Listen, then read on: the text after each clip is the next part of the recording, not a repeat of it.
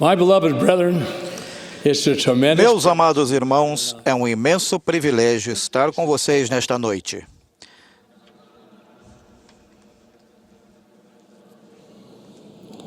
We who hold the priesthood of God Nós que possuímos o sacerdócio de Deus, formamos uma grande união e irmandade. Lemos em Doutrina e Convênios, seção 121, versículo 36, que os direitos do sacerdócio são inseparavelmente ligados com os poderes do céu. Que dádiva maravilhosa nos foi concedida, a de possuir o sacerdócio que está inseparavelmente ligado com os poderes do céu. Essa dádiva preciosa, porém, traz consigo não apenas bênçãos especiais, mas também solenes responsabilidades. Precisamos conduzir nossa vida de modo que sejamos dignos do sacerdócio que possuímos. Vivemos numa época em que estamos cercados por muitas coisas que querem induzir-nos a caminhos que podem levar-nos à destruição. É preciso determinação e coragem para evitar esses caminhos. Relembro uma época, e alguns de vocês aqui também devem lembrar, em que os padrões da maioria das pessoas eram bem semelhantes aos nossos. Isso já não ocorre mais. Li recentemente um artigo no jornal New York Times a respeito de um estudo realizado no verão de 2008. Um renomado sociólogo da Universidade Notre Dame liderou uma equipe de pesquisas na realização de entrevistas com 230 jovens adultos de vários lugares dos Estados Unidos. Creio que podemos presumir com segurança que os resultados seriam semelhantes na maior parte do mundo. Compartilho com vocês apenas um trecho desse impactante artigo. Os entrevistadores fizeram perguntas abertas sobre o certo e o errado, sobre dilemas morais e sobre o significado da vida. Em suas respostas desconexas, vemos que os jovens têm muita dificuldade para dizer qualquer coisa sensata em relação a esses assuntos. Eles simplesmente não têm a compreensão ou o vocabulário para fazê-lo. Quando lhes foi pedido que descrevessem um dilema moral que enfrentavam, 2/3 dos jovens ou não conseguiram responder à pergunta ou descreveram problemas que nada tinham a ver com moral, como não conseguir pagar o aluguel do apartamento ou não ter moedas suficientes para colocar no parquímetro. O artigo continua. A atitude comum a que a maioria recorreu repetidas vezes é a de que as escolhas morais são apenas uma questão de gosto pessoal. É uma coisa pessoal, era sua resposta típica. Depende da pessoa. Quem sou eu para dizer? Rejeitando a obediência cega à autoridade, muitos jovens chegaram ao extremo de dizer: eu faria o que achasse que me deixaria feliz, ou que sentisse que devia. Não tenho outro modo de saber o que fazer, a não ser o modo como me sinto por dentro. Os entrevistadores salientaram que a maioria dos jovens com quem conversaram não tinha recebido os recursos das escolas, das instituições ou da família para cultivar sua intuição moral. Irmãos, ninguém ao alcance de minha voz deve ter qualquer dúvida em relação ao que é moral e ao que não é. Tampouco deve haver dúvidas sobre o que é esperado de nós como portadores do sacerdócio de Deus. Nós recebemos e continuamos a receber as leis de Deus. A despeito do que possamos ver ou ouvir em outros lugares, essas leis não mudaram. Em nossa vida cotidiana, é quase inevitável que nossa fé seja questionada. Podemos, às vezes, estar cercados de pessoas e ainda assim ser a minoria, ou até ficar sozinhos em relação ao que é aceitável e o que não é. Será que temos coragem moral para defender firmemente nossas crenças, mesmo que para isso tenhamos de ficar sozinhos? Como portadores do sacerdócio de Deus, é essencial que possamos enfrentar, com coragem, qualquer desafio com que nos deparemos. Lembrem-se das palavras do poeta Tennyson.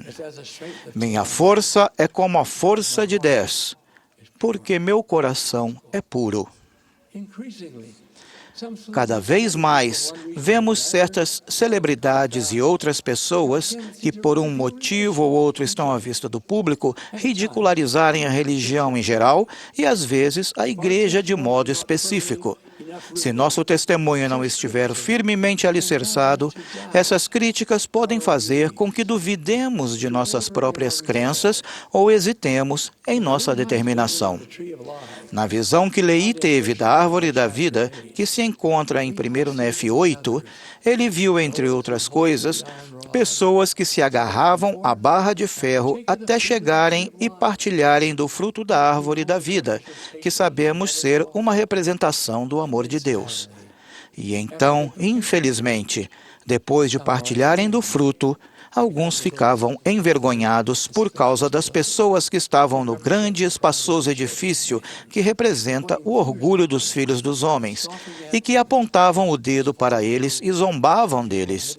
E assim eles seguiram por caminhos proibidos e se perderam. Que ferramentas poderosas do adversário são o ridículo e a zombaria. Repito, irmãos, será que temos coragem de permanecer fortes e firmes diante dessa difícil oposição?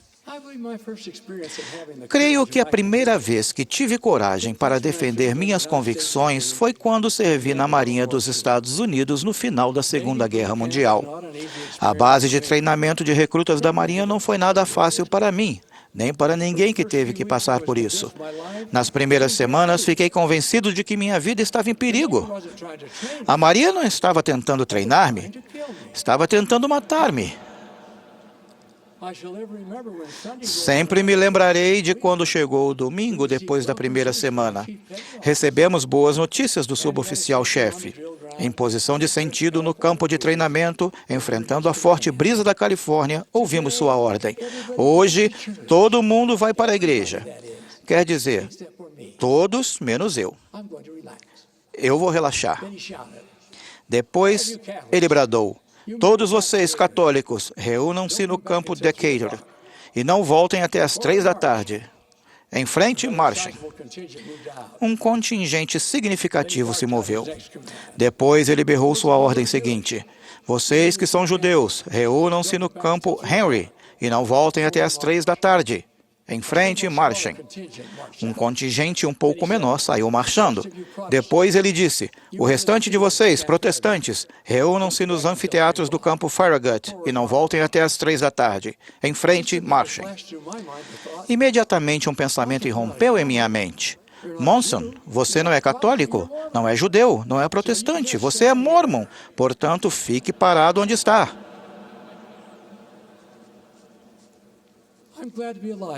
Posso assegurar-lhes que me senti completamente sozinho. Corajoso e determinado, sim, mas sozinho. Então ouvi as palavras mais agradáveis que aquele suboficial jamais proferiu. Ele olhou em minha direção e perguntou: e o que vocês, rapazes, se consideram?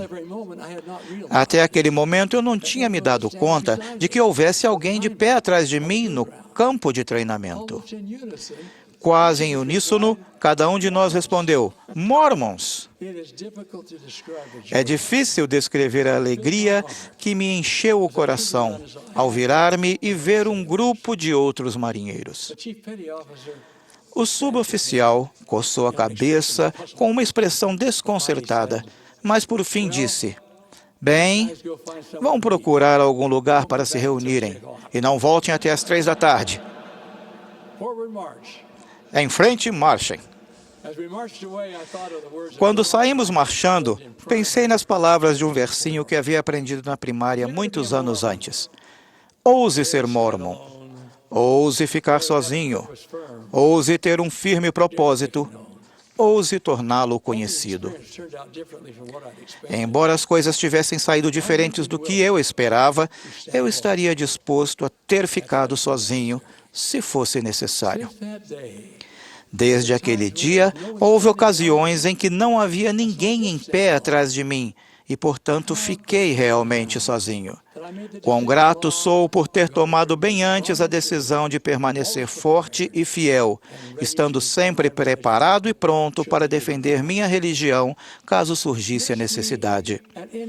Para que nunca nos sintamos inadequados para as tarefas que teremos pela frente, irmãos, gostaria de compartilhar com vocês uma declaração feita em 1987 pelo então presidente da igreja, Ezra Taft Benson, dirigindo-se a um grande grupo de membros na Califórnia. Ele disse: em todas as eras, os profetas contemplaram ao longo dos corredores dos tempos os nossos dias. Bilhões de falecidos e aqueles que ainda estão por nascer têm seus olhos sobre nós. Não se enganem a esse respeito. Vocês são uma geração marcada. Por quase 6.000 anos, Deus os reservou para que surgissem nos últimos dias antes da segunda vinda do Senhor.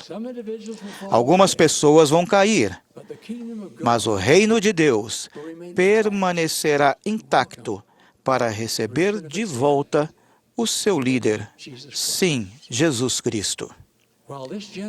Embora esta geração seja comparável em iniquidade aos dias de Noé, quando o Senhor limpou a terra com o dilúvio, há uma diferença importante desta vez. A diferença é que Deus reservou para a disputa final alguns de seus filhos mais fortes, que ajudarão a fazer com que o reino triunfe. Sim, irmãos, representamos alguns de seus filhos mais fortes. Temos a responsabilidade de ser dignos de todas as bênçãos gloriosas que o Pai Celestial reservou para nós. Onde quer que estejamos, nosso sacerdócio estará conosco. Será que permanecemos em lugares santos? Por favor, antes de colocarem vocês mesmos e seu sacerdócio em risco, aventurando-se a ir a certos lugares ou a participar de certas atividades que não são dignas de vocês ou desse sacerdócio, ponderem cuidadosamente as consequências. A todos nós foi conferido o sacerdócio arônico. Nesse processo, cada um de nós recebeu o poder que possui as chaves da ministração de anjos. O presidente Gordon B. Hinckley disse: vocês não podem dar-se ao luxo de fazer qualquer coisa que venha a interpor-se entre vocês e os anjos ministradores à sua volta. Vocês não podem ser imorais de maneira alguma. Não podem ser desonestos, não podem trapacear, mentir, tomar o nome de Deus em vão, nem usar linguajar impuro e ainda ter direito ao ministério de anjos. Se tiverem tropeçado em sua jornada, quero que compreendam, sem nenhuma dúvida, que existe um caminho de volta. O processo se chama arrependimento. Nosso Salvador deu sua vida para conceder-nos essa dádiva abençoada. Apesar de o caminho do arrependimento não ser fácil, as promessas são reais. Foi-nos dito: ainda que os vossos pecados sejam como a escarlata, eles se tornarão brancos como a neve. E nunca mais me lembrarei deles. Que declaração, que bênção, que promessa. Pode haver entre vocês alguns que pensam consigo mesmos: bem, não estou vivendo todos os mandamentos e não faço tudo o que devia, mas estou me dando relativamente bem na vida. Acho que posso continuar a viver no mundo e na igreja. Irmãos, garanto-lhes que isso não vai funcionar a longo prazo. Há poucos meses recebi uma carta de um homem que achava que poderia desfrutar das duas coisas. Ele hoje está arrependido e colocou sua vida em harmonia com os princípios e mandamentos do Evangelho.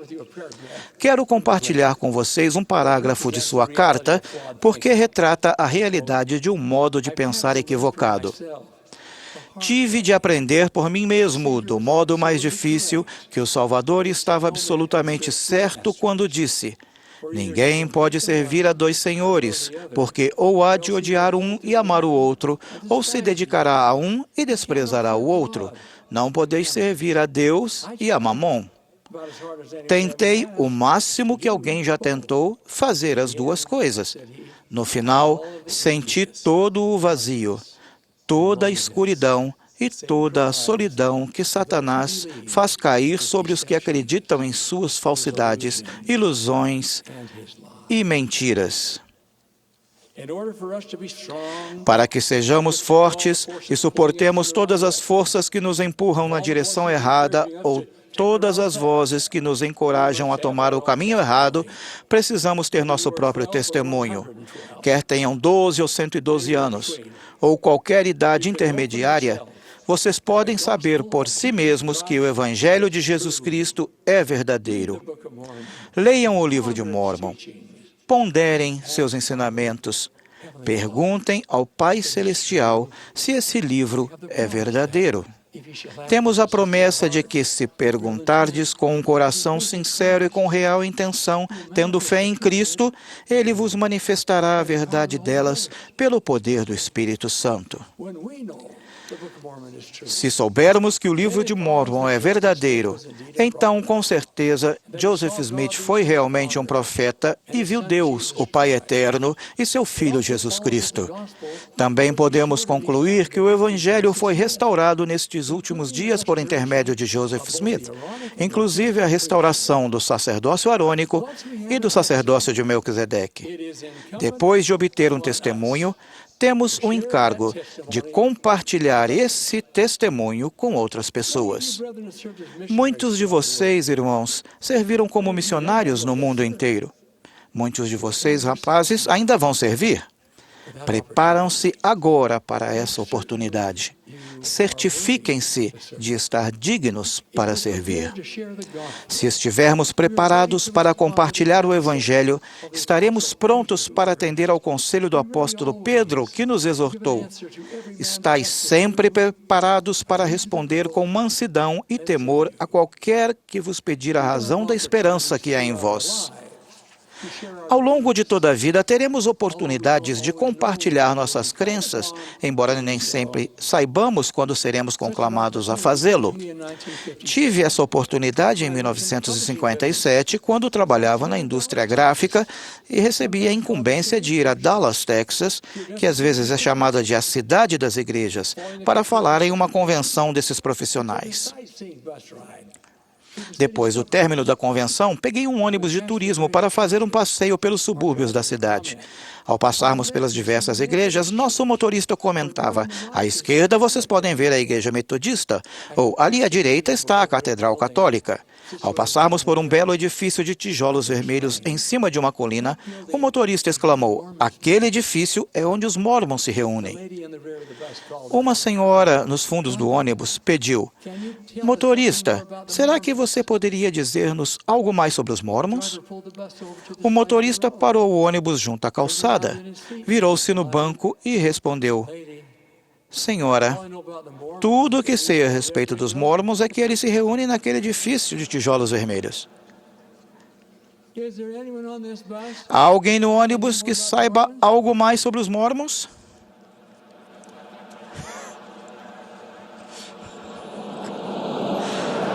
I waited for someone to respond. Esperei que alguém respondesse. Olhei para a expressão que cada pessoa tinha no rosto, procurando algum sinal de reconhecimento, algum desejo de fazer um comentário. Nada. Dei-me conta de que cabia a mim fazer o que o apóstolo Pedro tinha sugerido. Estais sempre preparados para responder a qualquer que vos pedir a razão da esperança que há em vós. Também me dei conta da veracidade do ditado: quando chega o momento da decisão, o tempo de preparação já passou. Nos 15 minutos ou mais que se seguiram, tive o privilégio de compartilhar com as pessoas que estavam no ônibus o meu testemunho acerca da igreja e de nossas crenças. Fiquei grato por meu testemunho e por estar preparado para compartilhá-lo.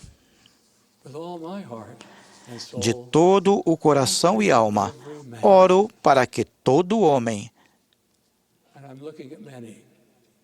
e estou olhando para muitos agora, que todo homem que possui o sacerdócio honre esse sacerdócio e seja leal à confiança transmitida quando ele lhes foi conferido.